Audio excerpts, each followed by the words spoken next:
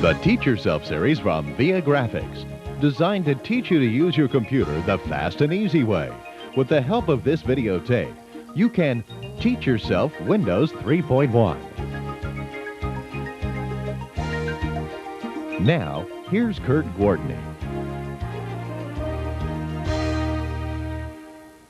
Hello and welcome to this video tutorial, Teach Yourself Windows. I'm Kurt Gwartney.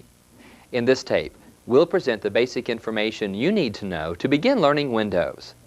You'll learn how to install, set up, and operate in the Windows environment. Now, Kim Wilson and I will help you teach yourself Windows. Our computer is at the C prompt. We insert the first installation disk into the floppy drive and enter A: and press Enter. Next we type Setup and press Enter. This takes us directly to the Windows Setup screen. This text screen gives us general information on the Windows setup procedure. If we want additional information, we can press F1. To install Windows, we simply press Enter. Or if we want to exit, we press F3. We want to continue, so we press Enter. The next screen gives us two setup options, an Express Setup and a Custom Setup. Express Setup is the recommended installation method for most users. Even if you're short on disk space, Express Setup will propose a partial installation. To use Express Setup, you only need to know what type of printer you use and which computer port it uses. We will use the Express Setup in this tutorial. If you're an experienced computer user, you can use the Custom Setup to change the standard Windows installation. We press Enter to continue with the Express Setup. In our case, Setup finds our Windows 3.0 directory and asks if we want to install the new version in the same directory. If we're upgrading, this is the recommended approach. We want to keep the old version for now, however, so we'll enter a new directory name, Windows. We enter the path we want here and then press Enter to continue. Setup now begins copying information from our floppy disk to the hard disk drive. The progress bar near the bottom of the screen lets us keep track of the installation process. At the bottom right of the screen, we see the names of the files as they're copied.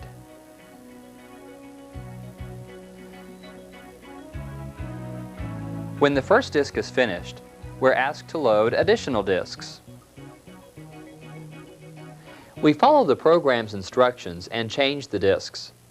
The Windows setup continues until we reach this screen. Here we enter the username and the company name. We fill in these blanks, pressing Enter after each. We're asked to confirm the information and press Enter to continue. Now we have a different installation screen. This screen also has a progress bar, along with the name of the file and a comment about each file as it's copied. Setup will tell us when to change disks. We continue this process until the installation is complete. The entire Windows setup process should take no more than 20 or 30 minutes. Also, the amount of disk space required for setup depends on your computer system. A new complete setup on a 386 computer system takes 10 megabytes. A minimum new installation takes 8 megabytes. Our installation process is moving right along. Now setup needs our printer information. We can move through the printer listing on the screen by pressing the down arrow key until our printer, the HP LaserJet Series 2, is highlighted. We then press Enter to install this printer. Now we're asked where the printer is connected. In our case, this is LPT1, so we press Enter. LPT1 is the choice for many computer systems. We see a message that our printer is being configured. This may take a few moments.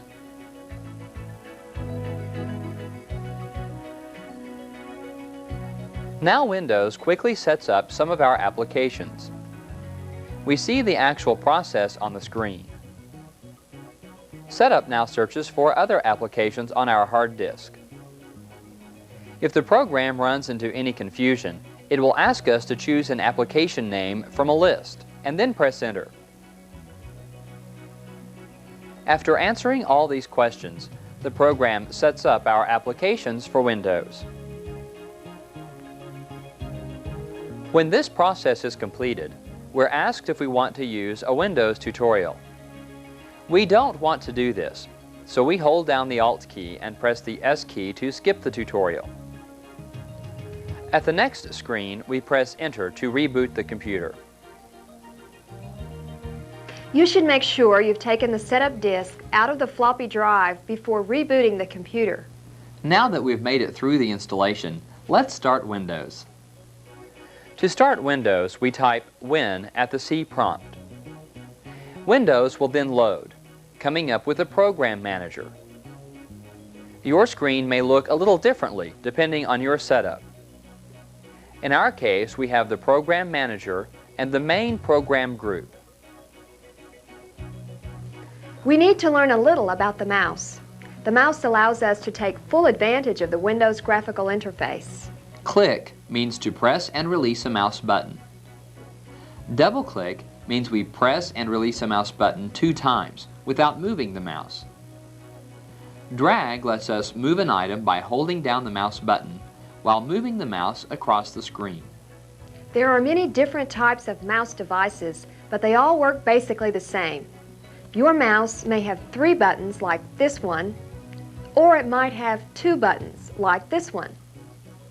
The left button on both types selects the items you're pointing to. The right button most generally means cancel. Notice as we move the mouse, the pointer on the screen will move. Moving the mouse arrow to a particular item or position on the screen is called pointing the mouse. Now that you're familiar with the mouse basics, let's look at the different parts of the Windows screen. The screen background area is the desktop. The 2 areas with boundaries around them are windows. There are currently 2 windows open on our screen: the Program Manager and the main program group. At the top of each window is the title bar. This identifies the group window. This one is the Program Manager. We also have the Control menu box. When we click this, we get the Control menu. Here we can perform several options, including the Minimize and Maximize choices. We also have Minimize and Maximize buttons located at the top right of each window. We also have them on the Program Group menus. Notice when we click on Maximize here, the main program group is enlarged to completely fill the Program Manager window. When we click on the Minimize button for the Program Manager, this group is then made into an icon at the bottom of the screen.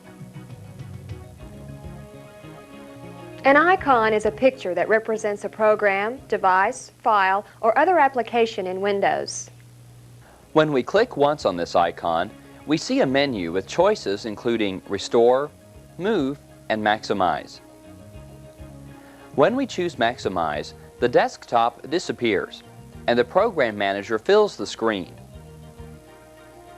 Notice that on the title bar, the word Main is in parentheses. This shows that Main is currently maximized. Now we have only one option in our main group window, the up and down arrow combination. This restores the window to the default size. But notice that the Program Manager remains maximized. Our windows are flexible.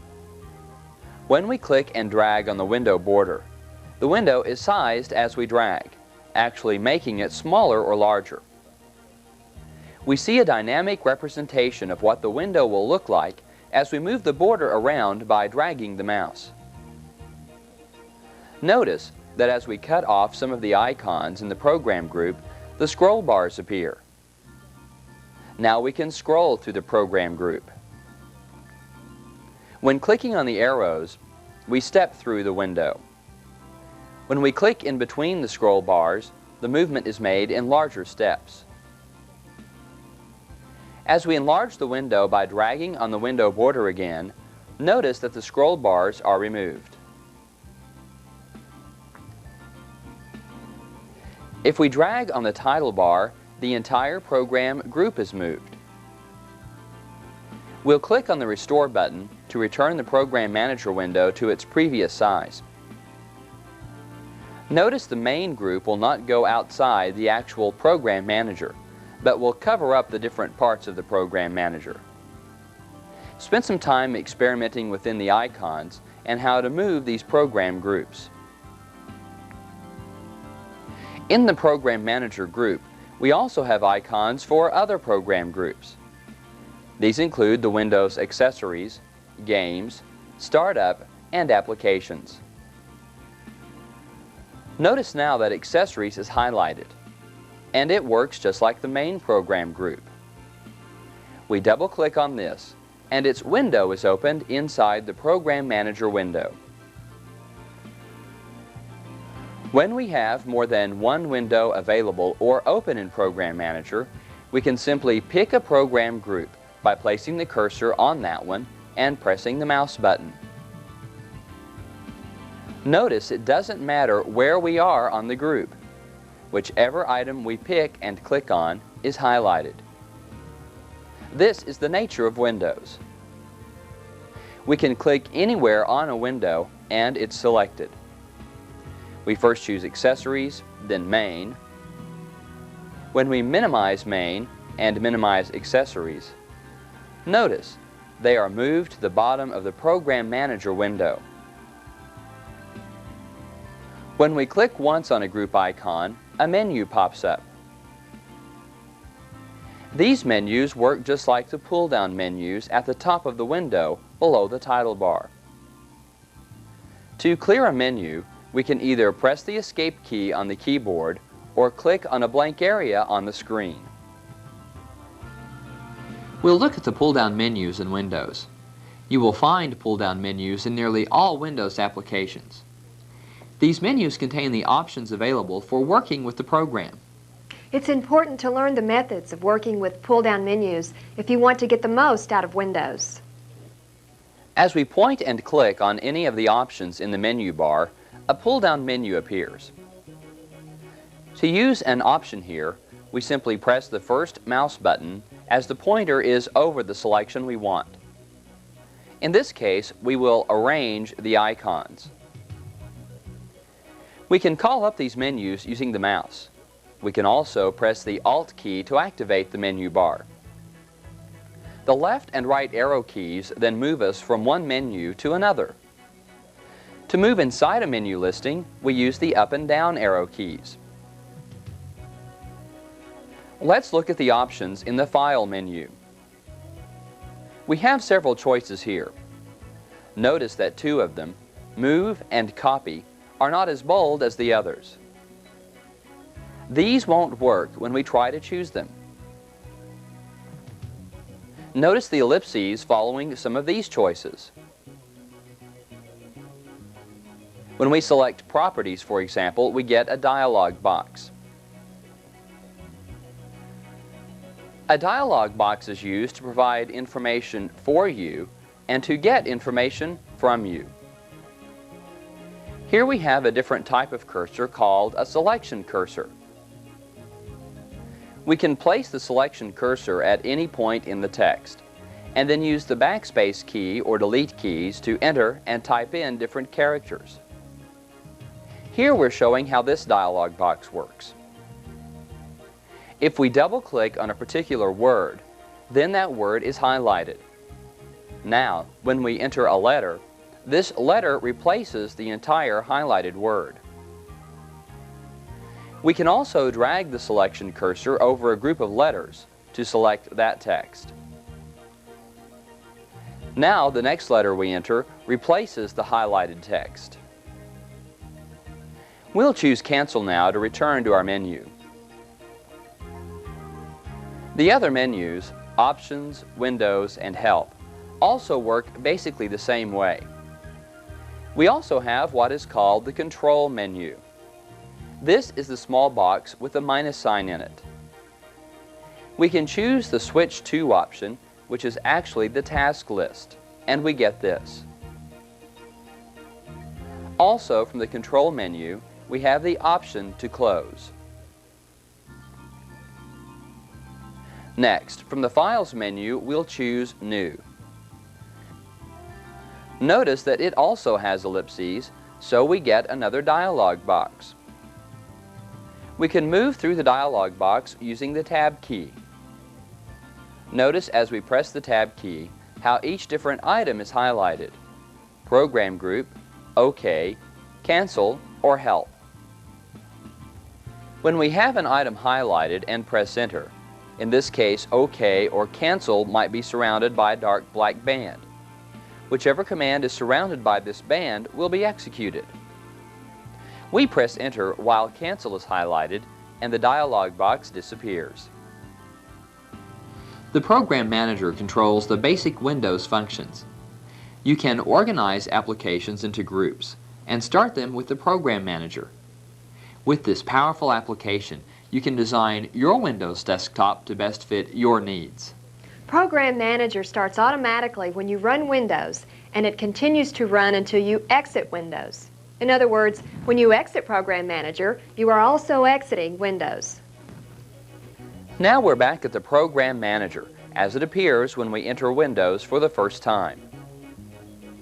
Notice we double-click on the File Manager, and we're taken into the Program File Manager. Notice the title bar with File Manager. We can choose to minimize this, and now notice the Program Manager is still here. It never left. You might say that it was underneath the File Manager. Now we can double-click on Control Panel and we enter the Program Control Panel. We'll move Control Panel now to the bottom of the screen by clicking and dragging on it. Notice the File Manager icon is also at the bottom left of the screen. We'll click on the Print Manager. Now this window is the active window, and we're in the Program Print Manager. We can move this, or in this case, size it, by clicking on the corner and dragging it. With all these windows currently on the screen, you can see how the program got its name. We can run multiple windows and move back and forth between them while they're all running. We can also change the size of each window. Remember, we can reduce any of these items to icons by simply using the Minimize button. Here we'll minimize all these: the File Manager, Program Manager, Print Manager, and Control Panel. Now each of these programs is at the bottom of the screen as an icon. When we click once on any of these icons, we see the Control menu. This is the same menu that appears when we click on the upper left-hand corner of any open window. Notice we can also drag our icons to any location on the Windows screen. This allows us to rearrange and manipulate them in a way that we want to. We can also use the task list to change between programs. We get this with the Control Escape keys. Notice now that we have 4 programs open: Print Manager, Program Manager, File Manager, and Control Panel. We can switch to any of these, or we can cascade them, file them, and we can also end this task, or we can actually cancel the task list itself. When we double-click on an unused area of the Windows screen, the task list is open. We can only open one task list at a time. Notice when we try here, we cannot open more than one. Now we'll close these by using the Control menu, which comes up when we single-click on an icon. We'll close all icons but the Program Manager.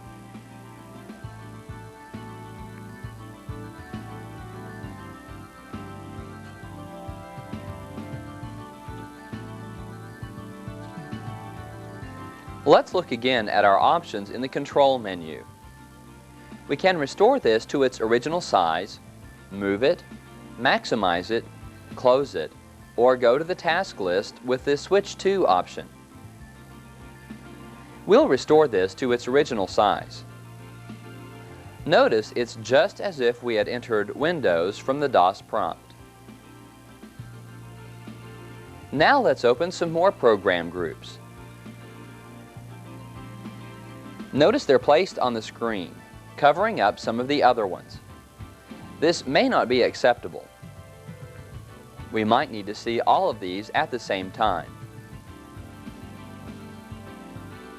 We'll go to the Window Options menu and see how we can manipulate these. The Cascade option, as you can see, cascades these items in front of each other and just below. This allows us to go through these with the mouse pointer and select the one we want. We can go through and choose from any active window, and we can recascade these at any time.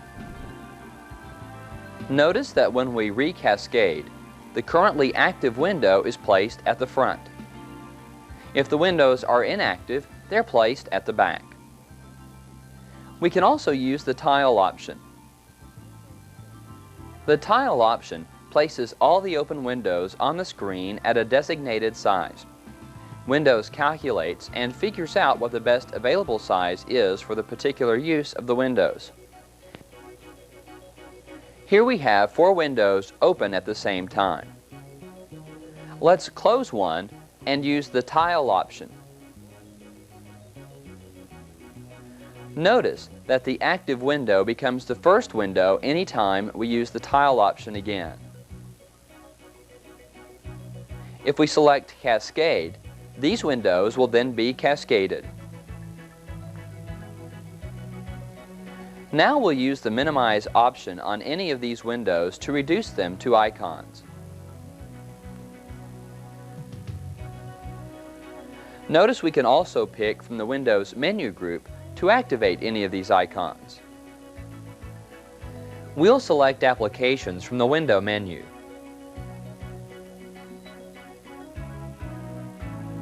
We'll move this up a bit and then select Accessories. Watch as we minimize this program group. It appears as an icon at the lower left corner of our screen. Program groups add organization to our window desktop. A program group is simply a collection of program item icons. Each of the icons in a program group represents an application we can run. Windows contains several default program groups, but we can also create our own. To begin a new program group, we first open the Program Manager File menu and choose New. This brings up a dialog box. We select Program Group and we get yet another dialog box. We need to enter a description. In this case, we'll enter Custom Files. Then we skip over the group file identification since this isn't necessary. We press Enter and Custom Files Program Group is created. Notice there are no icons in it. However, it is a program group. We can minimize it and restore it. Now we'll use the New option again. This time we'll place a program item within this group. We're provided with another dialog box. This time we select Program Item and get this dialog box. We don't know the description or the name, so we'll use the Browse button. This Browse button gives us a list of programs. We can scroll through this list of programs by using the scroll bar. We can click on the down arrow to move down the list item by item, or if we click our mouse within the scroll bar itself, it moves up and down quickly. Notice when we pick an item, the item is displayed in the file name box at the top of the Browse dialog box. Here we have cardfile.exe. Notice this box also shows us the directory where we found this file. We can change the directory or the drive. In this case, we want to go to the DC3 directory. This way we can use any of these DesignCAD files too. We want to go back to the Windows subdirectory on the hard disk and choose one of these files. We'll choose the calculator. calc.exe is its file name. Notice that the description is left blank and the command line or the actual program is listed. We then enter the name as we want it listed with our icon. When we finish here, we can choose OK. Notice now that the Move and Copy options are available from the File menu. We can also choose to activate our calculator. Now the calculator is active, and we'll close it. When we choose to move the calculator, we get another dialog box that lets us choose the group to move it to. The down arrow here indicates there are more choices than just the simple accessories that's highlighted. We don't want to move this, but this does show how we can move an item if we want. We can also move programs dynamically. We'll open another program group to demonstrate this, and now we'll cascade these. We'll pick the calculator, and notice that it dynamically drags. As the calculator icon moves outside the area which it can legally be moved, it's represented by a circle with a slash in it. This is the not available sign. Now we have moved the icon into the Games menu. Notice that the calculator remains there as an option, and if we use Arrange Icons, it's placed right along with the other programs. We can also move this back to the Custom Files program group. This demonstrates how Windows allows dynamic manipulation of graphics, in this case icons, to accomplish a task. Now we'll create another program item. We'll place the card file in this program group using the same steps we performed with the calculator. Now we'll go to the Program Item Properties command. The default name given to this was Card File in Mixed Case. We want to call this Card Filing System using all uppercase letters. We can change the properties of this program item. Now notice that the Card Filing System in uppercase is the name given to this in our window.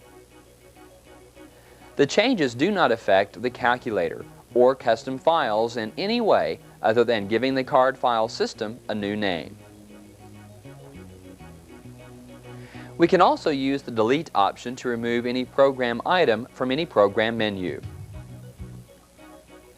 We want to delete the card filing system,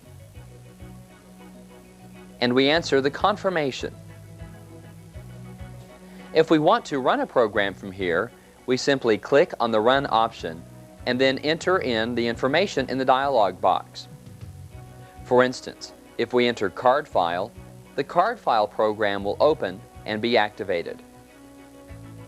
To close this, we double-click on the control box on the upper left corner. One other item in the Files menu we haven't looked at yet is the Copy command. By selecting Copy, we get a dialog box which allows us to copy a program item to another program group. In the Options menu, we have three options: Auto Arrange, Minimize on Use, and Save Settings on Exit. These are turned on or off by clicking on them.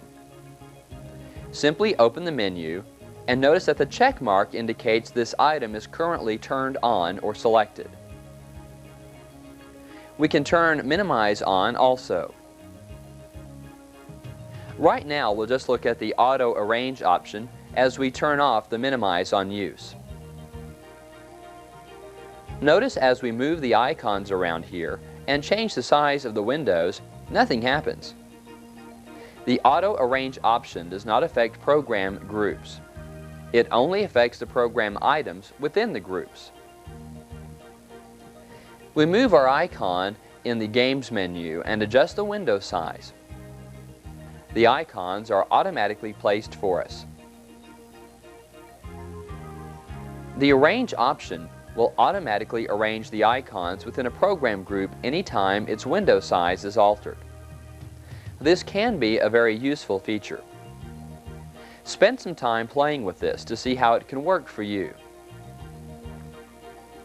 Notice that you can take each of the menus and place them at the desired location anywhere on the Windows desktop.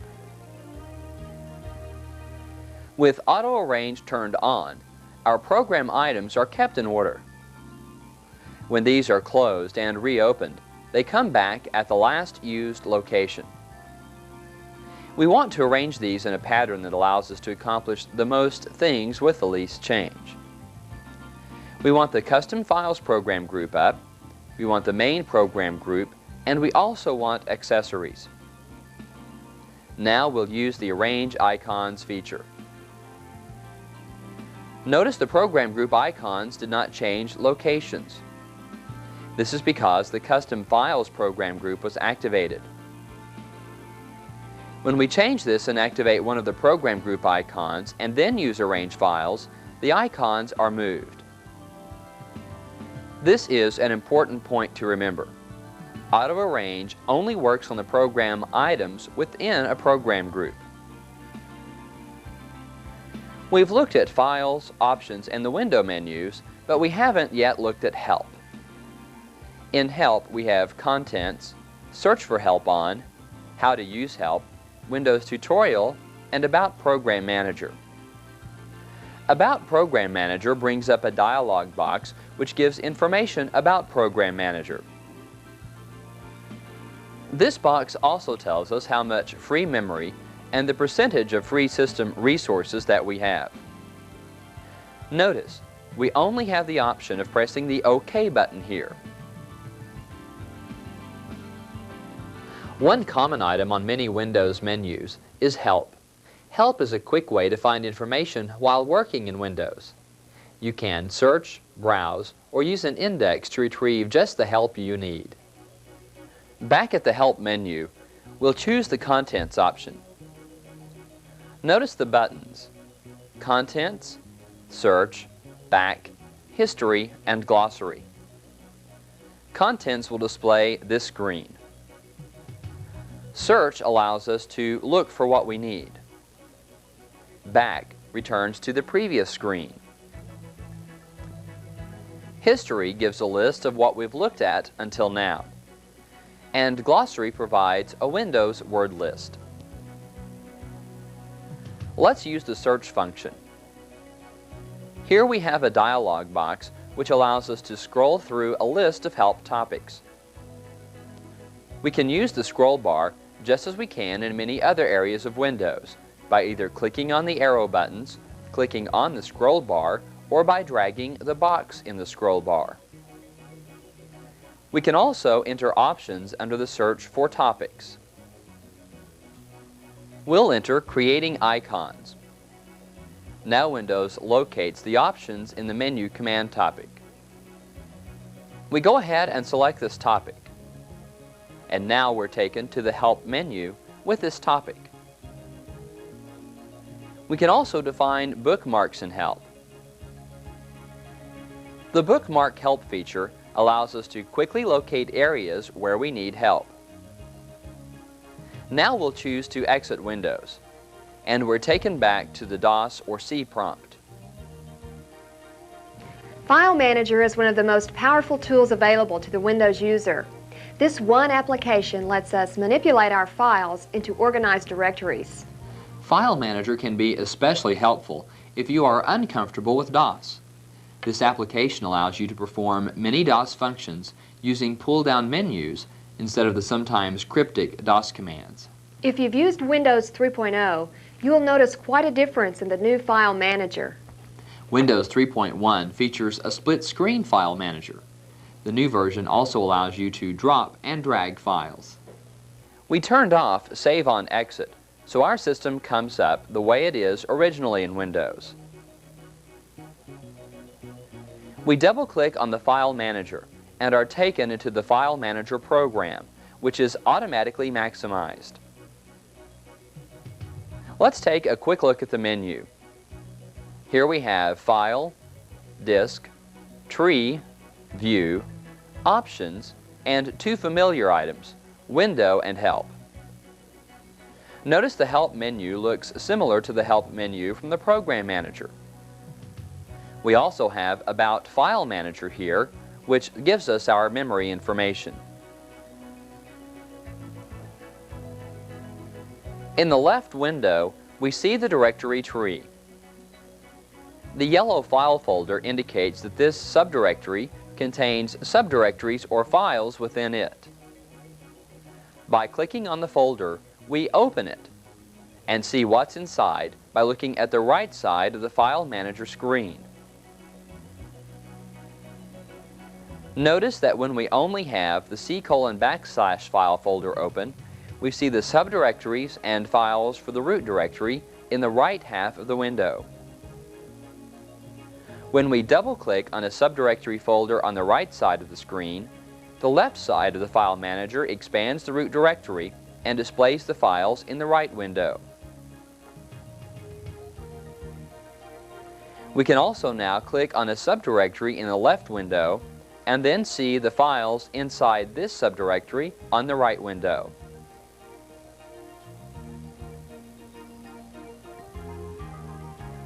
At the top of the right window is an up arrow. This is the parent directory sign. We'll click on it to return to the parent directory. We can further manipulate the directory with the options in the tree menu. For instance, we can expand this one level with the Expand One Level option.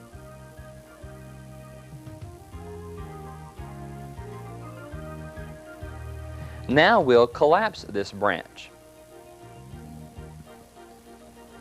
In the Atlas directory, when we expand the branch, we see two more branches or subdirectories. We can select Expand Branch. It won't make much difference in our Atlas directory, since it's already expanded all the way. We can collapse this branch if we want. We can use the mouse to do this, or the plus and minus keys on the keyboard. The plus key expands, and the minus key collapses. Another helpful option is the Expand All feature. When we pick Expand All from the tree option, Windows reads all the directories and subdirectories on our hard drive and then displays them.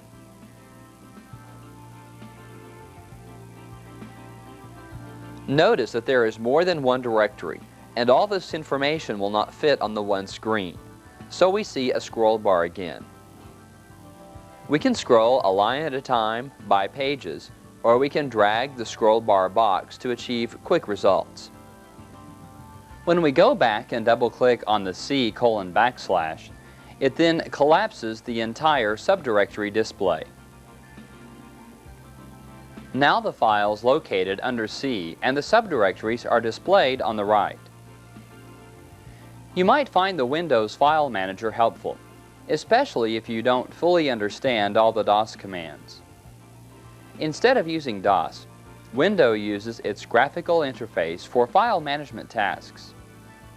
For example, if we double-click on any particular subdirectory, the files or the contents of that subdirectory are displayed in the Files window on the right.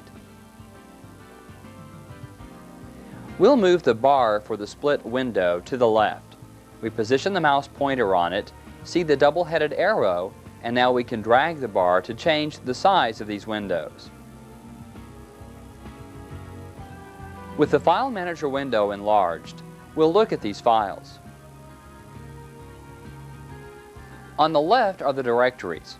Notice they are listed in alphabetical order. On the right are the files. They're also listed in alphabetical order currently. If we double-click on a program file, that is a file represented with a blue icon file, we can open it. We can open several files this way. Notice as we click on Card Files, the File Manager is brought to the front and the card file is placed over the top. As we enter the clipboard, the same process takes place. Now we'll minimize the clipboard. We'll also minimize File Manager to see our icons. Notice that the card file is still here. We'll minimize it too. We can move, resize, and arrange the windows until we have access to the programs we need.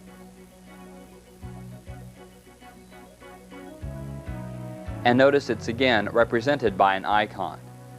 And also notice that Program Manager has been running the entire time. We'll minimize it too.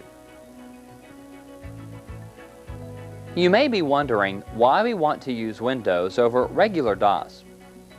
Windows has several advantages. One advantage is that Windows programs have similar menus. Notice our File, Options, Window Help on File Manager. These standard menus make learning new software much easier. Once you learn one Windows application, it's easy to learn others, especially with the window graphical environment, which helps to eliminate those cryptic type DOS commands. Most Windows programs also use the mouse in the same manner. In other words, you select what you want to do in the same way. For example, we'll highlight cardfile.exe. When we choose Open, we can change to our learning diskette in the A drive. Select a file, and it will run in the card file.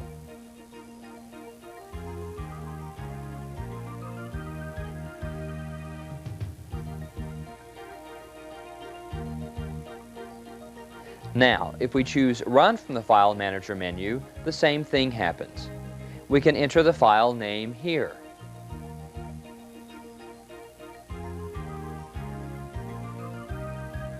We can also print from the File menu. We see the file we'd highlighted in the file list in the print window when we choose the command. Normally, you'll want to print file names with TXT, WRI, and DOC extensions. We can change to the A drive here and select text.wri. We can cancel this and click on the icon to go back to the hard disk drive.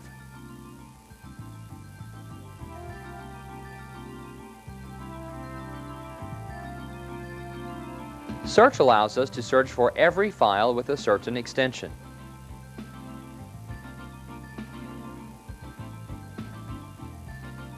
We'll enter in the BMP extension. The search is executed when we click OK.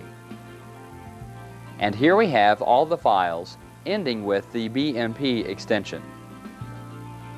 Search Results is the name of the title bar of the window of our found files. We can scroll through this list like we do our other lists. We'll return to the Files menu now. We'll look at our next set of options under the Files pull-down menu. Our next series of options begins with Move. Notice this is also the F7 key. We also have Copy, Delete, Rename, and Property.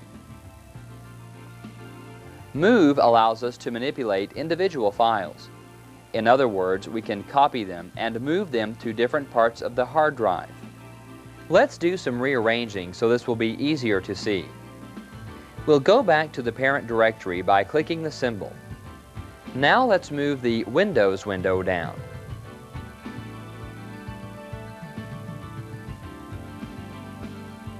We don't need our search window anymore, so we'll close it.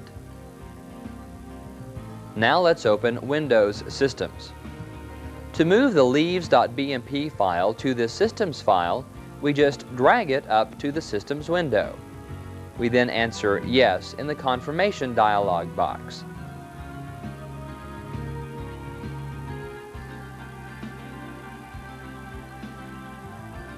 Moving and copying files in Windows is more like using a filing cabinet. We can actually pick up a file and move it where we want. Windows lets us see exactly where our files are going. Now we can drag the Leaves file back to the Windows subdirectory, and we get the confirmation box once again. We can see that leaves.bmp was indeed moved back to the Windows subdirectory. pbrush.exe is an executable program. If we drag a BMP file onto a pbrush.exe file, this file will be executed and will use the file leaves.bmp as the initial file. We'll click on Yes in the confirmation box, and the paintbrush file will become active, and we see that Leaves file loaded in this program. Now we can manipulate this drawing if we want. We will clip and copy just a bit of this to show the program is fully activated when executed in this way. Now we'll go ahead and minimize this program because we may want to return to it. You can see that keeping our files organized is easy with File Manager. However, there are more commands we need to learn about in the File Manager. We're back at the File Manager. We'll use the copy command next. We'll call this new file test.bmp. When we press the Enter key, the action is completed.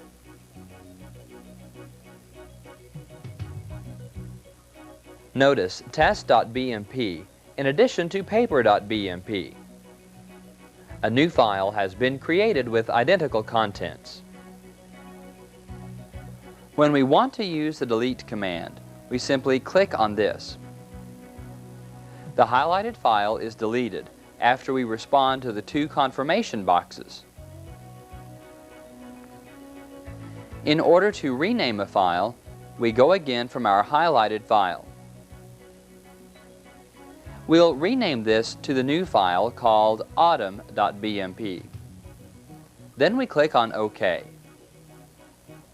The file is now renamed as autumn.bmp. We have the ability to go in and easily change the settings with the Properties command. We can create a new subdirectory under the Windows directory if we like. We can call this anything. We'll call it TMP. This stands for temporary. We click on the OK button and notice now that we have a new subdirectory here. We can look at the contents of the new subdirectory. Notice there is nothing in this subdirectory yet. The Select Files feature allows us to select files within a directory or subdirectory. We can enter the file specification here for the files we want to select. ** selects all the files. Now we can delete these files if we want.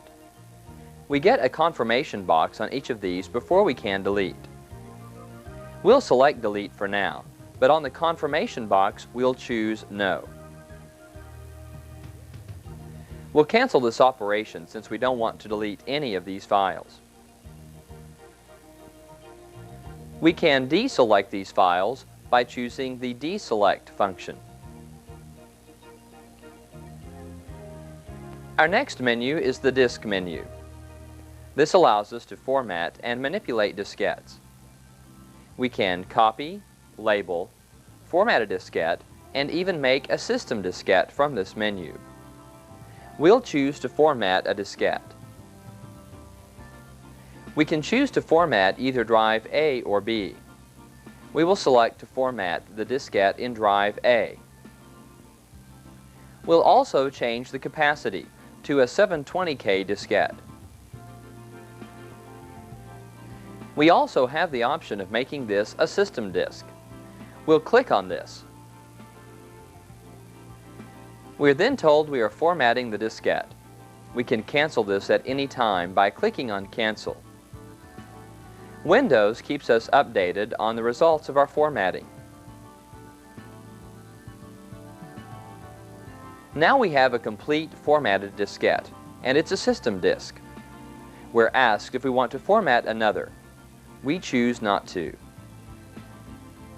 To copy files from one diskette to another, we can simply drag the icon. When we drag the icon, we get a confirmation box and we answer it. We can also tell Windows when to give us confirmation by using the Options menu and the confirmation feature here. We've used the File Manager. Now we'll take a look at some of the other applications included with Windows 3.1. Another item on the main menu is the Print Manager. We double-click Print Manager and are taken right into it. Notice it is set up basically the same way as the Program Manager and the File Manager as far as the menus go. We have Options, View, and Help. Notice that Help, as we discussed earlier, is very similar. We won't go into the various features available here, but it's here for you. If you need to manipulate print jobs, you'll want to take advantage of this application. The Control panel gives us many ways to control our Windows environment. One example is the color. We can change the color by picking many of these options. Some of the colors include Arizona, Designer, Black Leather Jacket, Wingtips, and many others. We will choose Rugby. We can also change the actual color palette here if we want.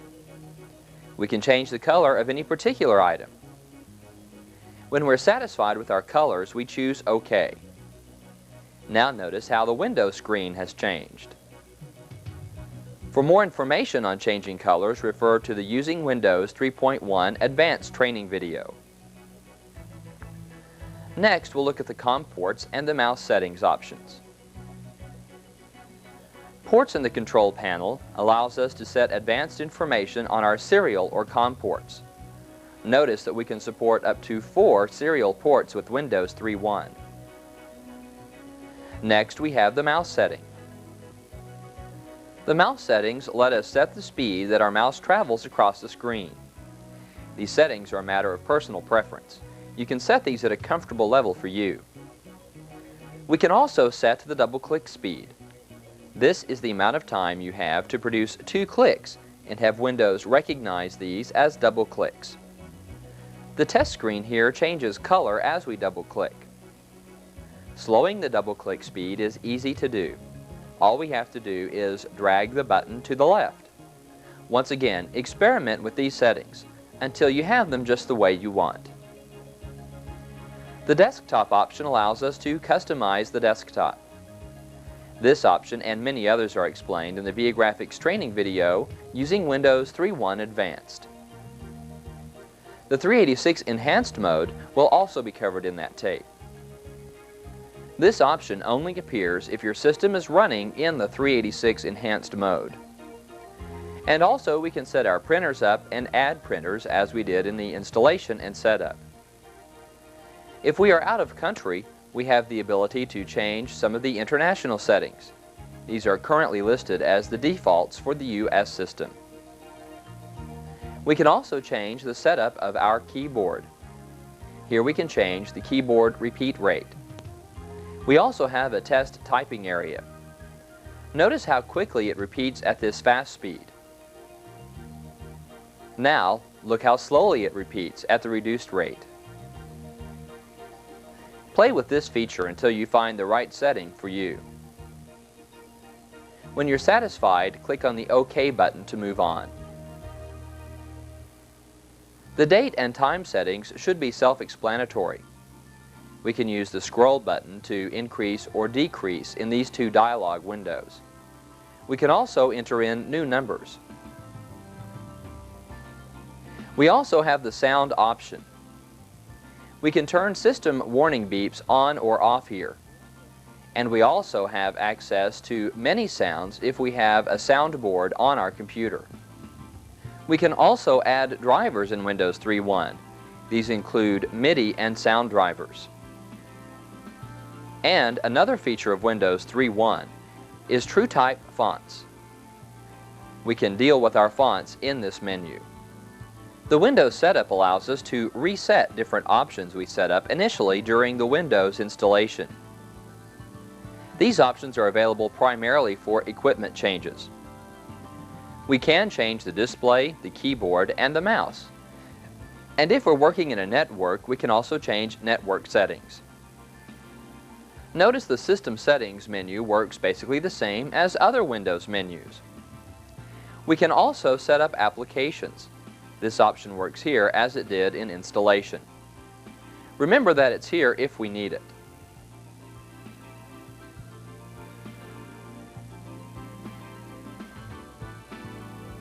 The next item we'll cover is one of the most useful in Windows. It is the clipboard. The clipboard lets us save data to it for use in other Windows programs. Does this look familiar? This is a section of the leaves.pmp drawing that we clipped or copied from Paintbrush. Notice that we can save this file as a different file. In this case, we'll call it test.clp. Now this is saved as a clip. We also have different settings we can change in Clipboard. The important thing to remember in Clipboard is that whenever we copy from any application, whatever has been clipped is taken directly into the clipboard. Another option is the DOS prompt. By double-clicking on this, we are taken directly into the DOS prompt. An important feature here is the ability to use the Alt-Tab keys to get back into the Windows environment.